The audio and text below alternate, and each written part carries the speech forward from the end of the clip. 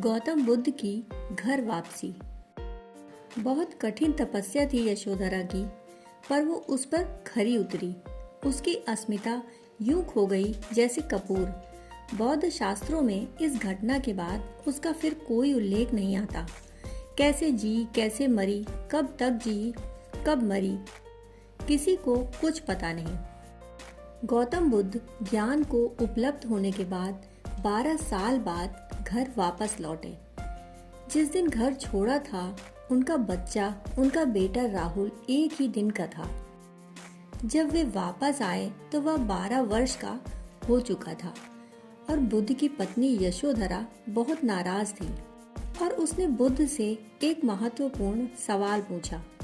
उसने पूछा कि मैं इतना जानना चाहती हूँ, क्या तुम्हें मेरा इतना भी भरोसा न था कि मुझसे कह देते कि मैं जा रहा हूँ? क्या तुम सोचते हो कि मैं तुम्हें रोक लेती? मैं भी शतरानी हूँ।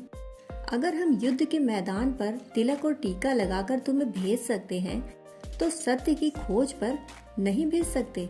तुमने मेरा अपमान किया है, बुरा अपमान किया है।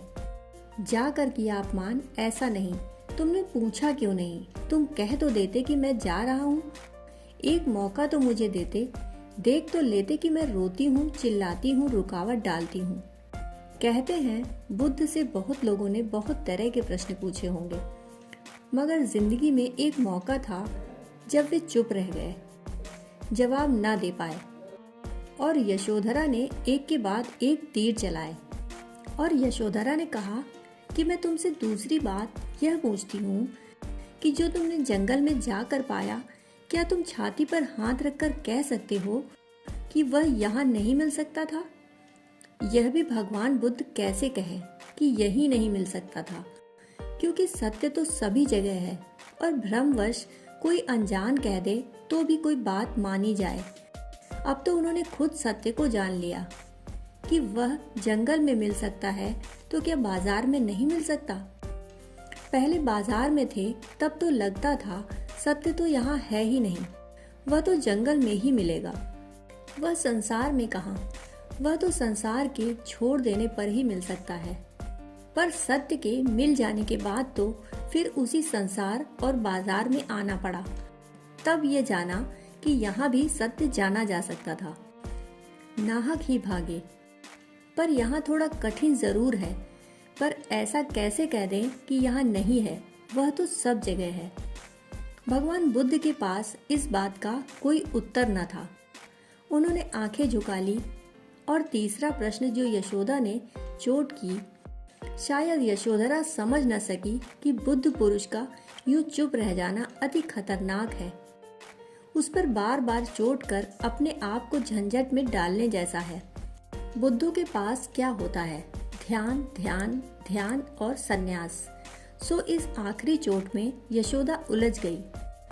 तीसरी बात उसने कही, राहुल को सामने किया और कहा कि ये तेरे पिता हैं। ये देख, ये जो भिखारी की तरह खड़ा है, हाथ में भिक्षा का पात्र लिए, यही है तेरा पिता।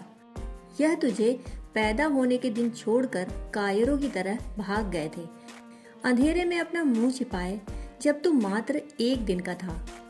अभी पैदा हुआ नवजात, अब ये लौटे हैं तेरे पिता। देख ले इन्हें जी भरकर, शायद फिर आए या ना आए, तुझे मिले या ना मिले। इनसे तू अपनी वसीयत मांग ले। तेरे लिए क्या है इनके पास देने के लिए, वह मांग ले। यह बड़ी गहरी चोट थी। बुद्ध के पास देने को था ही क्या? यशोधरा प्रतिशोध ले रही थी 12 वर्षों का। उसके हृदय के घाव जो नासूर बन गए थे, बह रहा था पीड़ा और संताप का मवाद। नहीं सूखा था वो जख्म जो बुद्ध उस रात देकर चले गए थे। लेकिन उसने कभी सोचा भी न था कि ये घटना कोई नया मोड़ ले लेगी।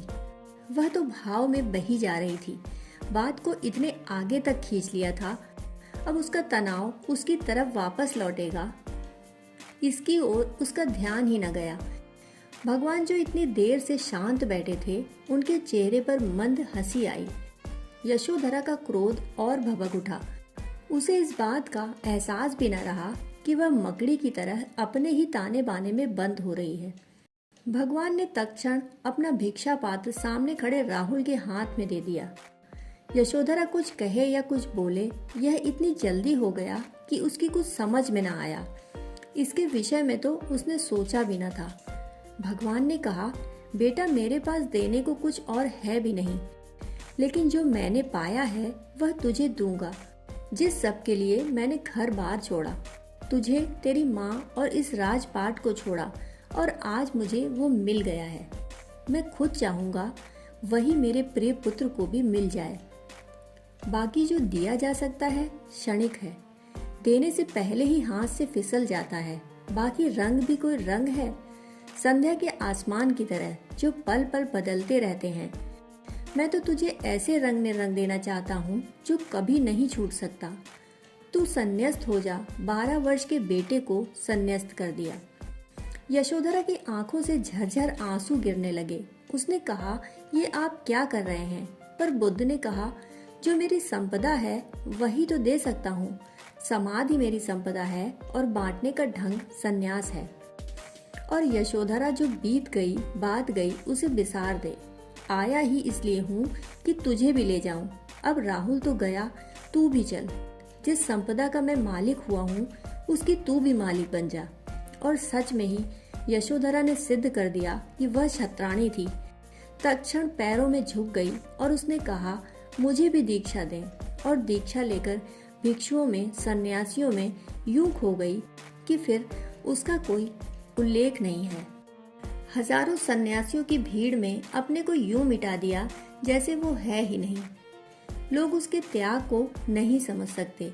अपने मान, सम्मान, अहंकार को यूं मिटा दिया कि सन्यासी भूल ही गए कि ये वही यशोधरा है, भगवान बुद्ध की पत्नी।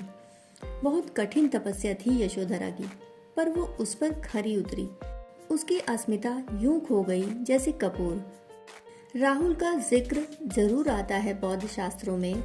जब उसे ब्रह्म ज्ञान प्राप्त हुआ, शायद वह 16 साल का था, उसी रात राहुल ब्रह्म ज्ञान को उपलब्ध हुआ। मात्र राहुल का भी बौद्ध ग्रंथों में यही वर्णन आता है। कठिन था जीवन, रोज रोज भिक्षा मांग कर खानी होती थी। और जब आप अति विशेष हो तो आपको अपनी अति विशेषता को छोड़ना अति कठिन है। यशोधरा और राहुल ने छोड़ा। उन सन्यासियों की भीड़ में ऐसे गुम हो गए, यूं लीन हो गए, यूं डूब गए। इसको कहते हैं ज्ञान, कि आने के बाद पदचाप भी आप सुन नहीं सके, कोई ध्वनि भी न हुई, कोई छाया तक न बनी। दोस्तों, कहानी सुनने के लिए आपका बहुत बहुत आभार।